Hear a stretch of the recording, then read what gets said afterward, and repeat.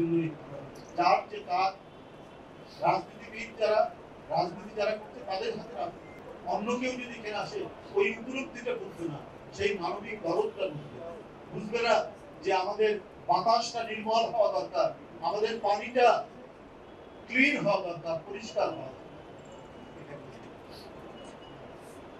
যাই হোক, আমি আপনার মাগফিরাত কামনা করছি।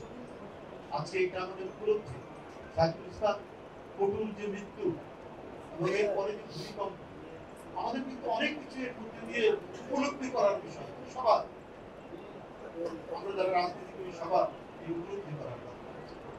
আমরা যদি উপলব্ধি করতে না পারি তাহলে আমরা কিন্তু একটা শূন্য গর্ভের মধ্যে, শূন্য গর্ভের অতলের মধ্যে আমরা তলিয়ে যেতে থাকি।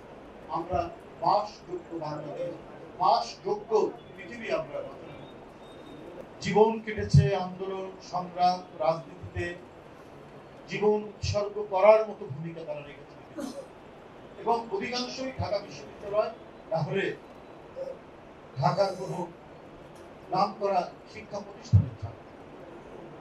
অনেকে ঘুরে বেড়ায়, আসে, আমার কাছে বলে, তাদের একটা মূল্যায়ন জোরেও বলে, মনে মনে মনটা খুব খারাপ হয় যে ছেলেটা একটা ক্যারিয়ার সার্ভিসে চাকরি করত, কোনো প্রতিষ্ঠানে গুরুত্বপূর্ণ দায়িত্ব পালন করত, রাজনীতির জন্য জীবনটা আমরা গুরুত্ব সহকারে যে তাদেরকে মানে তাদের বিষয়টা যে বলা উপরের দিকে, সেটাও আমরা বলি বলে মনে হয়। আমার এখানে মনে হয় অধিকাংশই যারা এখানে বসে আছে কেউ কিন্তু একেবারে মানে পাড়া মহল্লার বখাটে ছেলে তা না, এর মধ্যেই তারা একটা ক্যারিয়ার করেছে এবং সেটা স্টুডেন্ট ক্যারিয়ার এবং রাজনৈতিক ক্যারিয়ার দুটোই তাদের আছে।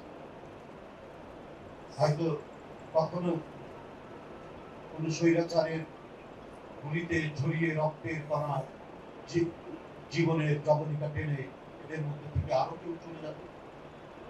আমরা এখনই যদি এইসব বিষয়ে আরো বেশি আমরা সংঘবদ্ধ, আমাদের মধ্যে যে আর্টিকুলেশন আমরা না আনতে পারি, আমরা এই ধরনের অনেক মেধাবী, অনেক পরিশ্রমী, অনেক জীবন উৎসর্গ করার মতো চেতনা সম্পন্ন ব্যক্তিবৃন্দকে আমরা হারাবো। আমরা যদি এদের উপযুক্ত মূল্যায়ন করতে পারি।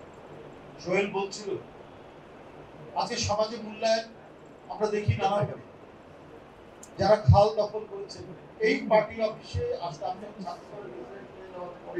সবকিছু শেষ হওয়ার পরে যখন রাজনীতি স্বেচ্ছাসেবকের রাজনীতি করে সেই আস্থা বাইক পাড়া থেকে রিক্সা নিয়ে, পকেটে পয়সা ছিল, রিক্সা নিয়ে আসতাম, পরিবারের সামনে একটা খাল পাবে,